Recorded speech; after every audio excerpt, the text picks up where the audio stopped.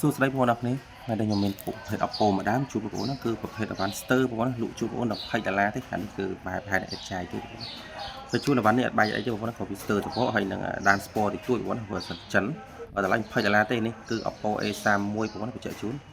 ស្បកទូវាសឹកចឹងណាហើយអានេះគឺយើងថែមមួយសេតតែមកបងប្អូនណាអូខេតម្លៃតាម$20គឺវាសល់ស្រោមមួយគឺចែកស្រោមមកបងប្អូនមួយបិទ skin ឲ្យបងប្អូនស្លាកទៀតណាអូខេបងប្អូនមើល spec នឹងរូបរាងវាសិនទៅបងប្អូនណាតម្លៃនេះគឺអែមមែនតើចឹងទូរស័ព្ទនេះគឺប្រភេទ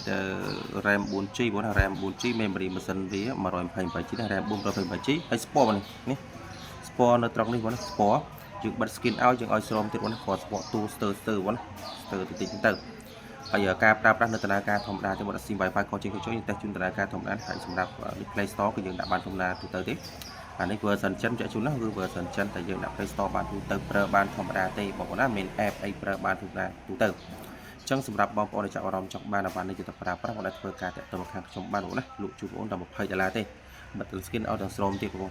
អាវ៉ាន់នេះមានតម្រើមទេបងចាប់អារម្មណ៍ចង់បានធ្វើការតំណែងខាងខ្ញុំបានណាអរគុណច្រើន